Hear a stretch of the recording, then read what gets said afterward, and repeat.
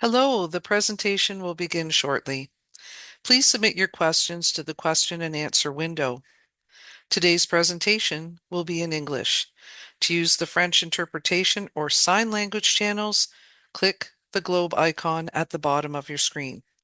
See you in a few minutes.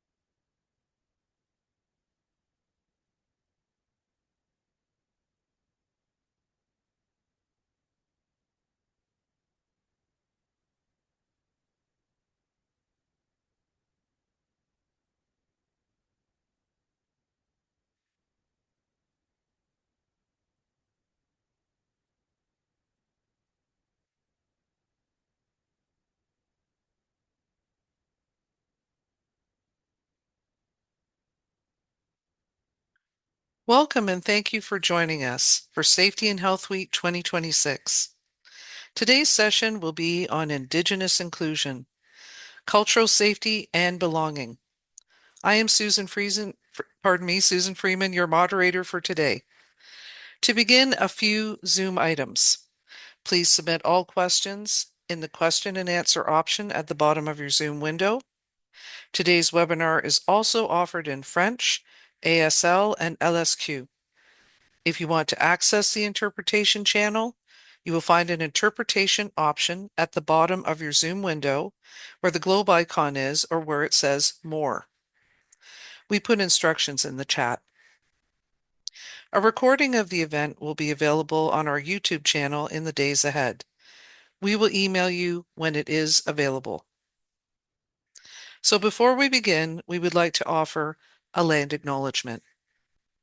The Canadian Centre for Occupational Health and Safety, CCOHS, is situated upon the traditional territories of the Erie, Neutral, Huron-Wendat, Haudenosaunee, and Mississaugas. This land is covered by the Dish with One Spoon Wampum Belt Covenant, an agreement between the Haudenosaunee and the Anishinaabe to share and care for the resources around the Great Lakes. I also encourage you to list in the chat where you are participating from in Canada, and thank you on that. And just a few words about CCOHS. We are Canada's National Centre for the Advancement of Workplace Health and Safety. For more than 40 years, CCOHS has promoted the physical and psychological health, safety, and total well-being of workers. And now I'd like to welcome Trina Mahar as our speaker today. Trina is from an Indigenous Inclusion. She is an Indigenous Inclusion thought leader and educator that has been helping people and ideas connect to create better cross-cultural understanding for our spaces of work, living, and learning. She helps companies and Indigenous groups open pathways for Indigenous peoples to enjoy meaningful careers in Canadian workplaces and supports the capacity building of Indigenous organizations across the country through professional development sessions.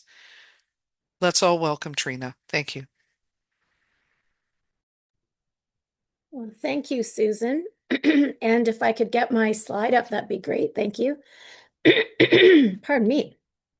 Well, it's a pleasure to be here with you this afternoon, and I also want to acknowledge that I'm speaking to you today from the traditional territory, which we call Bawatang, or Sault Ste. Marie is the English reference for that. And it's the traditional Anishinaabe territory of Garden River First Nation, as well as Batchewana First Nation, and signatories to the Robinson-Huron Treaty of 1850, and of course, home to Métis people as well today.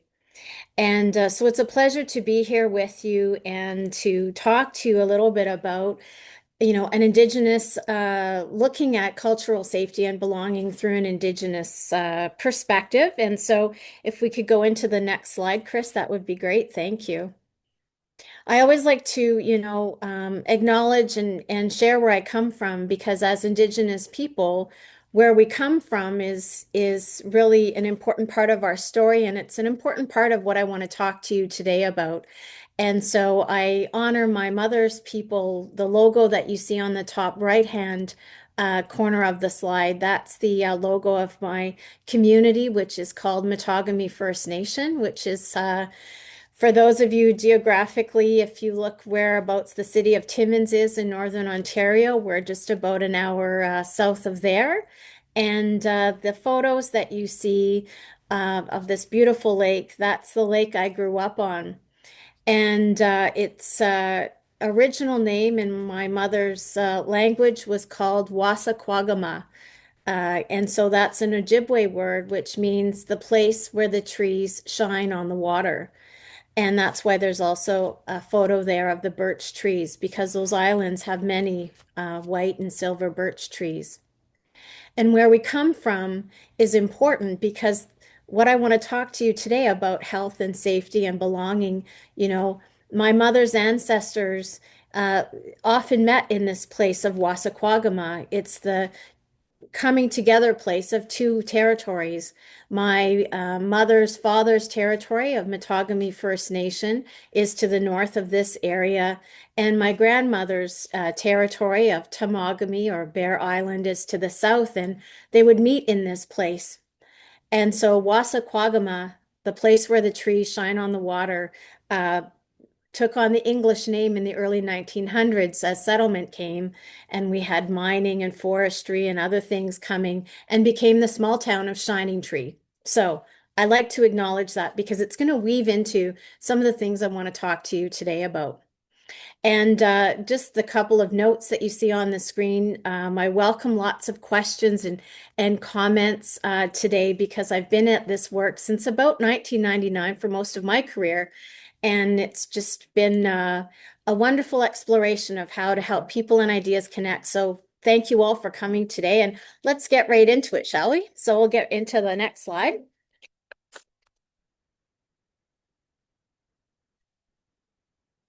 So as I was introducing the story of Wasaquagama and the territories that my ancestors traveled, historically Indigenous people, our communities wouldn't have been able to thrive and survive and be resilient since time immemorial on these lands, which, we now call Canada, if there wasn't that sense of health and safety and using our traditional cultural knowledge and competency to care for the land and to care for our communities. And so it's important that I want to lay that as part of that foundation because I think sometimes there's a lot of workplace and colonial myths and misunderstandings that we often educate about. And so I wanted to, start off in a good way to say that some of the photos you see on this screen here, the two in the middle, the top and the bottom, to me represent an illustration of how traditionally Indigenous people lived off of the land, traveled our territories. We had treaties amongst different nations. We had trade, systems of governance, and ways that our communities thrived, whether they were nomadic, like my mother's people, or more agricultural or coastal-based communities with, large settlements. All of that had an element of health and safety, of knowing how to access the resources on the land, how to take care of our communities, how to raise our little ones and look after our elders. All of that takes a knowledge of health, safety, and belonging. And as we move into contemporary times and throughout history, and that's sort of the photos of the other photos on this slide, whether we're out on the land inviting people to sit around a fire, we go through modern day protocols around health and safety and belonging through ceremony and coming together around sharing circles, like our virtual sharing circle here today, where we recognize that we want to build these culturally safe conversations to ask questions, to share knowledge, to learn different ways of communicating. And so we do that around sacred fire, and there's safety protocols and cultural protocols as well that go along with that. And of course, in our modern day, world of work, there's lots of, different types of workspaces. And I'm just representing one here with that young trades woman there, because when I speak on health and safety, the perspectives, um, sometimes we're just using different language or different words or, um, different concepts. But at the end of the day, we all want to have a safe workplace where we know we are valued, where we know we can contribute, and that we all get to go home at the end of the day to our loved ones and feel good about our contribution to in society.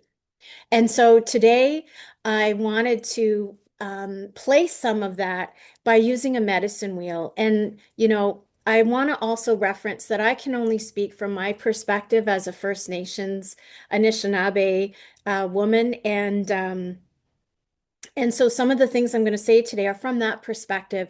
There's lots of diversity across First Nations, Métis Niniwi peoples and communities and different teachings. So I'm going to speak to you from my perspective, and hopefully some of this will resonate with you. So I'm going to take you around four elements of the medicine wheel because that's how I understand the world. And when I was asked to speak about health and safety, I thought I would give you four examples because our whole sense of wholeness as an individual and as a community comes down to these four elements of the physical world, the mental understanding and our thinking, our emotion and how we feel, and our sense of spirit and belonging. So let's get into that. So we're going to go into our next slide. This conversation that we're having today, also touches upon this opportunity for how do we look at reconciliation and relationship building between and across cultures. And we know that our Truth and Reconciliation Commission that was held and published 94 calls to action. And call number 92 is really a good foundation for bringing us together because it speaks about learning and workplace and building, intercultural competency and looking at different ways of belonging and building relationship. And so that's sort of as well the lens that I want to apply to this talk today, because I think that it gives us the opportunity to open pathways to think about health and safety as one of those important conversations we're having during this time of reconciliation. So we'll go into the next slide. And I wanted to say as well that I'm very much open to sharing these slides with you as part of this session today. So don't feel that you have to write everything down. Just enjoy the conversation. So, three key points before I get into the medicine wheel and taking you around some of those examples. First of all, I think it's so important about relationships. When we're talking about reconciliation, when we're talking about building positive workplaces of belonging and cultural safety and physical safety and belonging, it really comes down to relationships. And as we're rebuilding some of these relationships between Indigenous people and Canadians and across our workplaces, and it's really the work of everyone. It's reconciliation is not just the work of Indigenous people with governments, but it's on a personal level. And so at the end of this session, I'm going to also provide you with some resources because we all have a responsibility to figure out how we're going to have relationships with our colleagues, with our communities that are close by, because one of our important teachings is that as much as we try to create these good workplaces for ourselves today, we have a much longer commitment to those generations ahead of us, and we have a responsibility to carry on the work from the generations that came before us. And that also ties in with our 7 generations of responsibility and thinking. And only together can we learn from one another, you know. Every company, industry, corporation, work site, project site, all has a culture as well. And so it's understanding what is your company culture, your site culture, and what do we need to learn to understand as well about maybe Indigenous community culture and how we can bring those two worlds together. Not to say that one is better than the other, but how can we then co-create a future together that includes everyone? Because Indigenous cultural safety is also about health and safety and inclusion and understanding those concepts. So I'm happy to share with you a couple of examples. So we'll go to the next slide. Let's start off with a physical. I've only included a couple of examples, as I said, because I wanted to, provide you with a little bit of story and examples. And, of course, I wanted to also acknowledge that yesterday was our National Day to recognize the important issue in our country around murdered and missing Indigenous women and girls and two-spirited people, and with the Red Dress Day. And I'm also wearing red out of that respect today in our talk, because we know that through different studies and research that Indigenous women are 6 times more likely to to have violence or to be murdered more than non-Indigenous women in our country. And that's an important thing when we also then start to unpack and think about how does that affect workplace safety? And it's sometimes we can have all of the safety protocols in our workplaces and the sense of belonging and diversity, but I often also ask to think about how does that Indigenous woman get to your workplace and how does she travel home from that workplace? Because we know that we have this epidemic, unfortunately, and it's going to take all of us to see something and say something. If we see something that someone is under duress or something doesn't look quite right, it's all of our responsibilities because these women are our sisters. They're our daughters, they're our mothers, they're our aunties. And together we can be more aware, and then we can all make better choices and create, more inclusive workplaces by learning about different studies and interventions. The other example I wanted to share in terms of the physical sense of safety and understanding that sense of belonging. In my line of work, I often get to work with many resource companies and go out to different sites. And I understand that sometimes, we're also trying to recruit and hire from local communities. And it's a good thing. And I see in my own area some of our local community members working on different project sites and such. And it gives a wonderful opportunity for those perhaps, of an older workforce having an opportunity to participate. But I also want you to keep in mind that sometimes when we talk about health and safety and belonging and the language that we have, um, it's just that sometimes English can be a second language for some folks. And so we need to also understand that how we interpret and share information around health and safety are people understanding the concepts. And so, taking into account language, and in some places, like I've had the privilege of working in the far north in Nunavut, thinking about how do we translate some of our documents and our conversations into local languages as well, because that's more inclusive and it helps, I think, better carry that understanding of the concepts we're trying to relay, especially around a safe workplace. So those are just a couple of examples, and we'll move into another area of our circle now. So on our mental aspect of our medicine wheel, I think more and more workplaces and the conversations I'm having with some of my clients is we're also learning to explore mental health supports and different Indigenous approaches to that. Because as I said in my beginning, Indigenous people have had mental health and safety and all of these protocols and traditional knowledge in our communities for a very long time.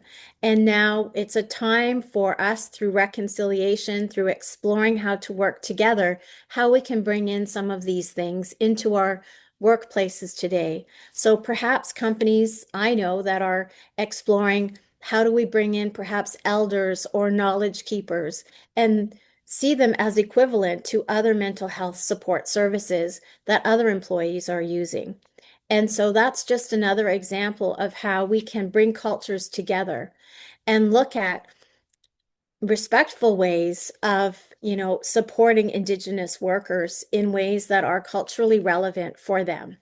And so with that, we'll go over to the next slide.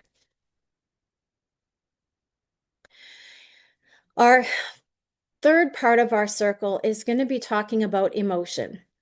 And, when we talk about cultural health and safety, and I've given a talk on this in the past, sometimes we know that in our workplaces, sometimes the reality is incidents do occur. And sometimes those incidents occur in a workplace that might be on a community, within an Indigenous community, or very close by, or maybe it's an Indigenous person who has witnessed, an unfortunate incident with their colleague or been the victim themselves. And so when we think about cultural practices of how do we care for one another, again, I'm encouraging us to consider, asking the Indigenous community or the Indigenous worker what is most relevant for them. Because again, I don't want to assume, and I wouldn't want to encourage anyone to assume that all Indigenous people practice the same traditions or cultures. And each person has a different way of needing that emotional support.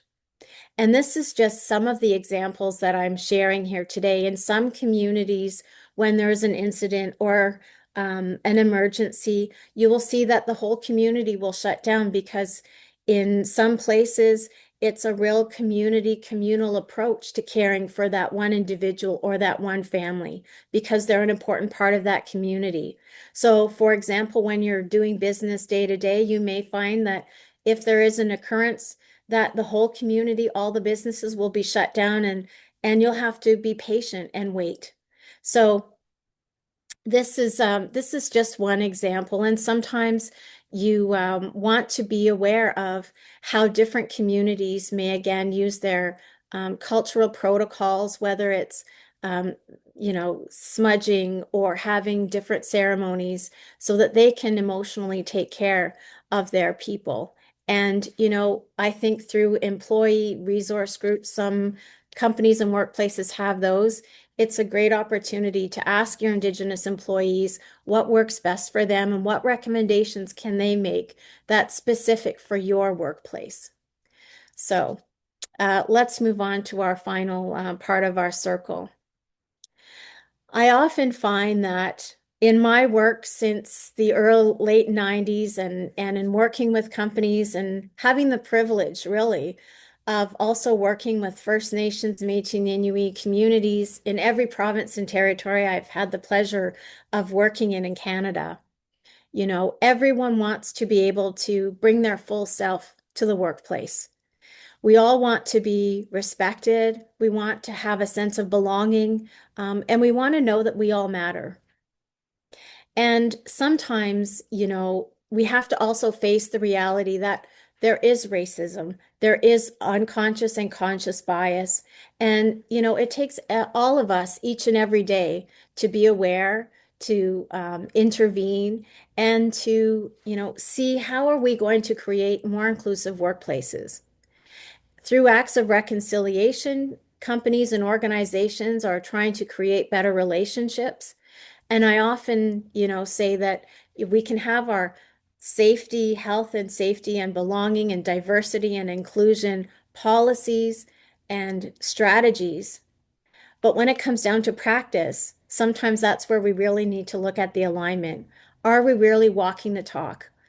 And that's so important because, as I've written here, sometimes I find when I'm talking with Indigenous employees, they're already wearing that invisible backpack of they know that they're stepping into a workplace where maybe they're the only Indigenous person, or they're the only Indigenous person being asked to sit on a board and a committee. So they're already feeling a little bit under stress. And we know that when we're under stress or duress, that we can't concentrate on our work. And it puts not just our own self at risk of safety and belonging, but it also, extends that risk to our colleagues. And so we want to mitigate those risks by making sure that people feel included, that they feel that when something is challenging in their life, that they can speak up. Or when they see that there's maybe something they need to raise awareness about, that they know they have a safe mechanism to do that. And so it's really important for us to all have, that teaching. One of our teachings is that teaching of courage and that teaching of honesty, that we can bring that into our workplace so that we all can feel respected and can do our work in a way that's safe and on par with our colleagues. And so I'm going to go into our last slide. And, I really just want to thank you for your time. I know I've shared with you a lot of different concepts today. I hope that this journey around the medicine wheel has been helpful.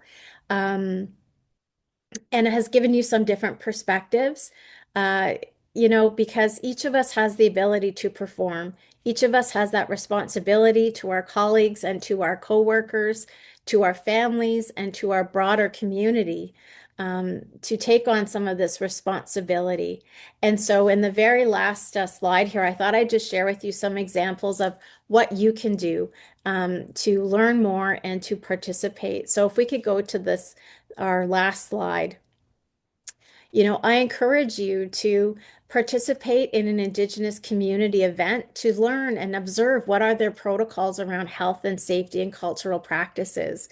And, in a respectful way, you can always ask them as well to teach you when you're there at those types of events and to learn as you go, right? That immersive learning.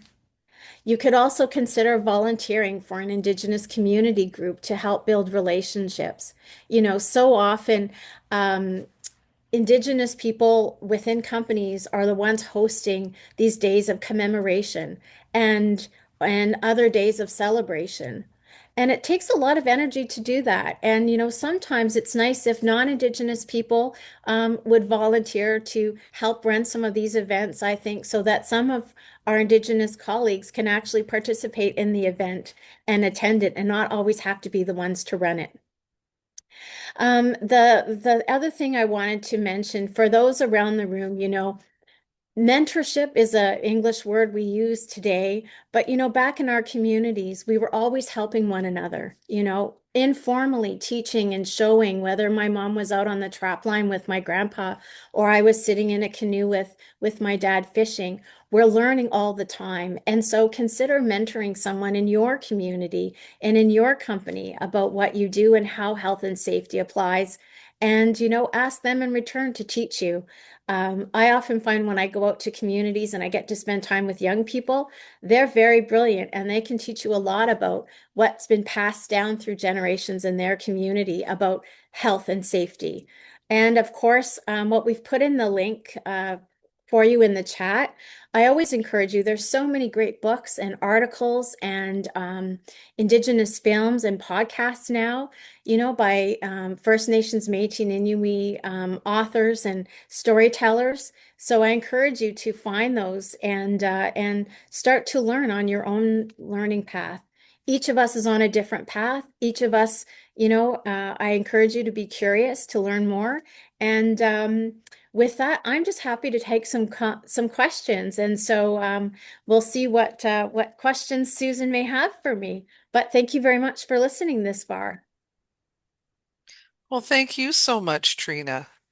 So much to be learned, and I did today for sure. So we thank everyone for staying with us. And we do want to take those questions from the audience. So we already do have some in the question and answer window. And I'll go to this one first. How would you define safety culture from an Indigenous perspective? Great question. I would say it's really about belonging. right? If I can have the conversation about, I think, if I'm observing something in my workplace and I'm not quite sure that my colleague is going to be safe, or I'm feeling unsafe about performing something at work, if I don't feel I belong, if I don't feel that I'm respected or that I'm just, I'll be honest with folks, if I feel that I'm just the token, and I'm just the diversity hire, and that's how my colleagues think about me as well, I'm a lot less likely to raise an issue, because I don't know how it's going to be received. So I would say that safety is really that conversation about relationship and belonging first, and then we can have other conversations. Oh, that's very insightful and a very important share. I have family members that have related things to me through their work as professionals. Very similar in nature, unfortunately, but thank you for raising that. Um, in terms of tangible inclusion, let's lean into that and how that equals safer workplaces. Wondered if you could go back to that for us and give us a little bit more. Sure. So one example around tangible inclusion is really listening to the Indigenous employees that you may have, giving them a safe space to share and develop strategies with you. We often, sometimes there's this social media hashtag, nothing about us without us. And that's so important because I think it's wonderful when allies are developing strategies and processes, or we're looking at diversity and inclusion. But really, it comes down to really listening to the Indigenous community that you're working with, or that you want to recruit from, or that is, the employees within your workplace. Listen for their voices, and I think also tangible inclusion. Some of the things I say when I'm out teaching with corporate is get comfortable being uncomfortable. Get comfortable learning about our real history in Canada, and ways that then we can make change together, um, because it's a relationship. And the last thing I'll say about tangible inclusion is, I sometimes say this to my allies. Sometimes it's nice when allies step in and make space for us to have a voice, but it's so important sometimes when you step out of that and let an Indigenous voice step in. Exactly. Yeah, the inverse. Hmm. So we have another great question about connecting and learning through volunteerism. You touched on that earlier as well, about perhaps not having each individual through what we were talking about very openly, tokenism, organizing and being responsible for. So some thoughts around that. How do you do that? Well, I would say that, if your workplace is having an event, or you do have an employee resource group that's Indigenous, ask them how you can help. I mean, it's such a simple question, but it's so respected because for so long Indigenous peoples weren't given a voice. We were shut down and we were shut out, and by simply asking, what can you do for us? What can you do with us? And listen for the answer, and respond accordingly. I think that's a great way of volunteering. As well, there's, many Indigenous associations and organizations across the country in different sectors that you can also look up and see what they're doing. And perhaps something aligns with either sports or the arts, or certain industry associations, business associations, and find out what they're doing, and see how you might be able to volunteer and bring your talent and expertise into those circles to help bolster up some of the opportunities, as well. And I think around volunteerism is, think about your local community. Find out what is the First Nations, Métis, or Inuit organizations, either urban or rural or remote, in and around your own area, and see what they're doing, and maybe ask how you can help, and volunteer some time there as a really practical way. Amazing. Those are great examples. And this is a more tactical question about smudging. Mhm. Smudging isn't allowed in all buildings. So how do we work around that while making Indigenous employees feel welcome and included? Oh, that's a good question. Um, well, I think a couple of things. It also depends on um, the setup of your company, the building it's in. Some are having designated spaces with good ventilation so that it's a designated area so that smudging can happen. When we do smudging, sometimes as part of our conferences in different buildings, we just make sure that we set things up ahead of time with the maintenance facilities so that they know we're going to be doing that in a particular time. So those are some of like the logistical ways. And I think as well, sometimes we have policies around fragrances or Mhm. things in our workplaces, and sometimes, some Indigenous employees may smudge before they come into work, and so.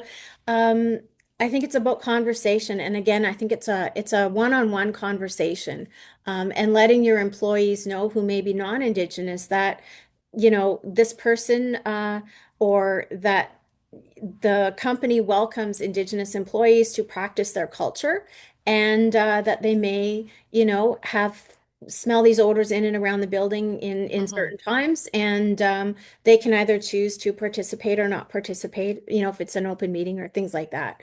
So I think it's all about education, choice, and finding again ways that tailor for your workplace because every workplace is different, right? So.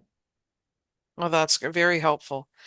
This one's a very good question about as a non-Indigenous leader. In a social service organization, they have a large number of international workers and as frontline staff. So, in providing training, how should we engage international workers with relation to responsibilities that they may have for the safety of themselves, Indigenous workers alongside, etc. So it's a very interesting perspective. Hmm.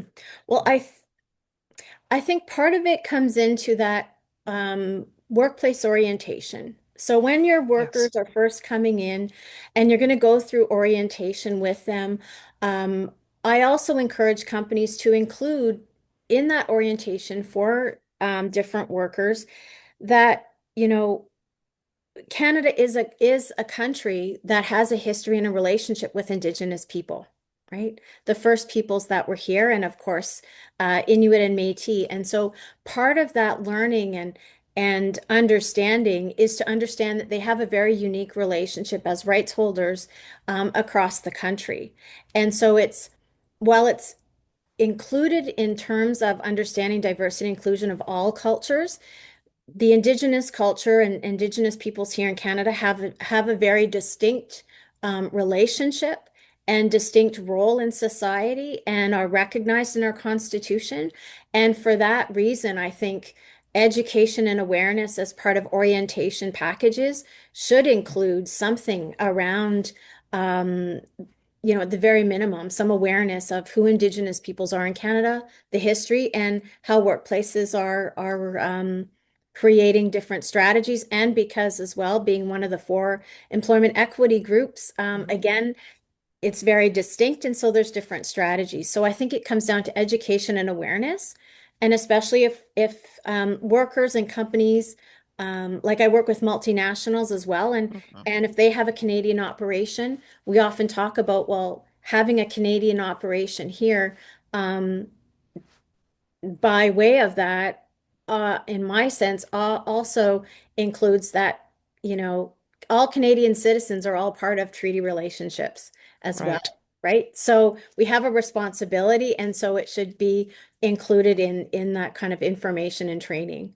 Um, and yeah, so hopefully that's a little bit of an answer for you.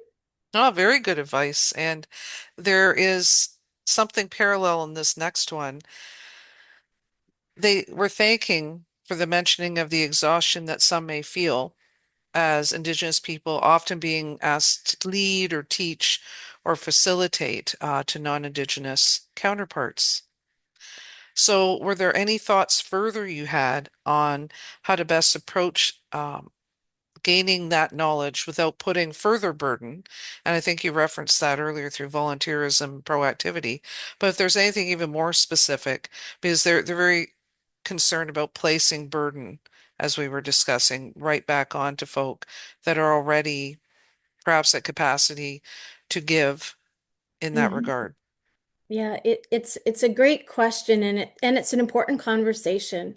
I think a couple of things are, one is, if it's not in their job description, we can't ask them to do that. We can't expect, because they're Indigenous, that they're going to want to take on being that workplace educator, sharing, because for some folks, myself included, sometimes, being the only one to talk and educate about these things re-traumatizes folks, and Yes, we have to right. unpack and deal with it in our own way. So I think it's being really aware that if it's not a formal part of their job role, but maybe they want to step into that role, then formally recognize that. And again, working with that person to say what are the supports they need to debrief, to unpack, you know, um, and after, such events.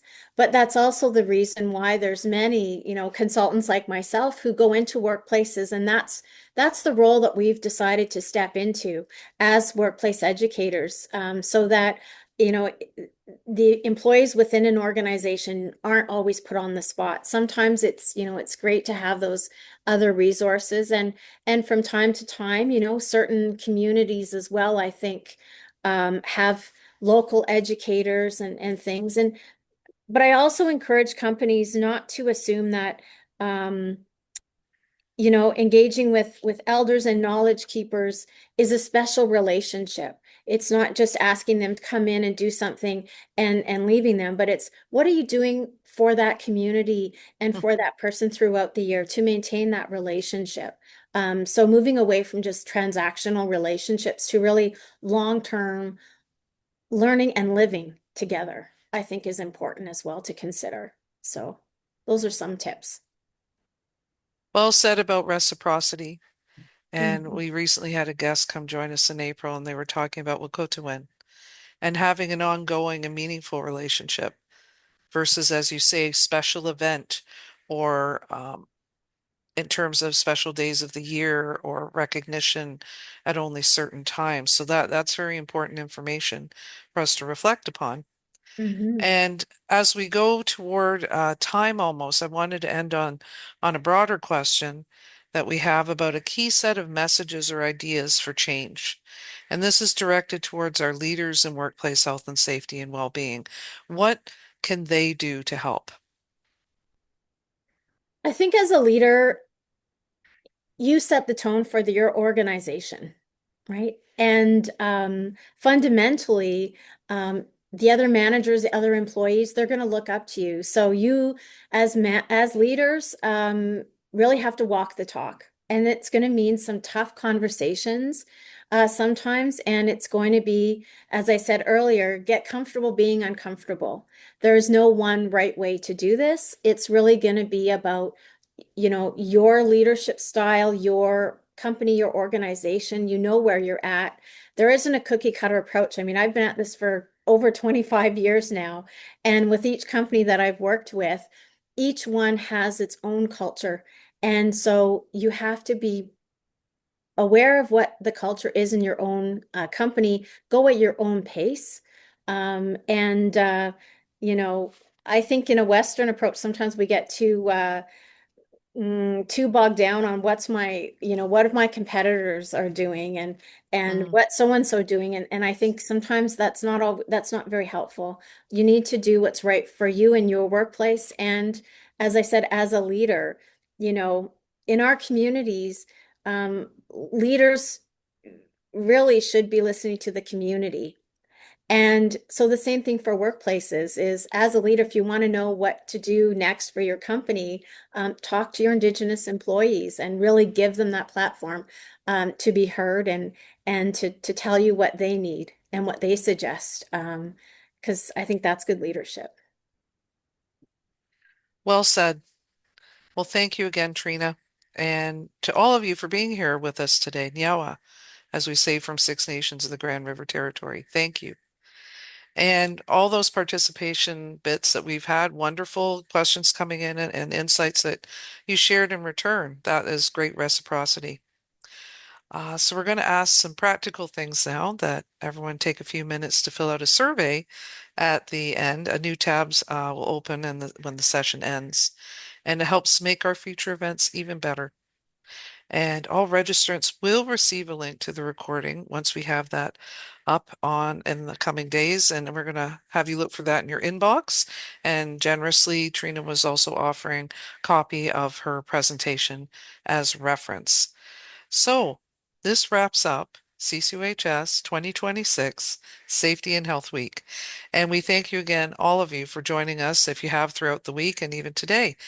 It's an important week in occupational health and safety and well-being, and we hope to see you again well and with bells on next year. Everybody take care and stay safe. Bye for now. Bye. Miigwech.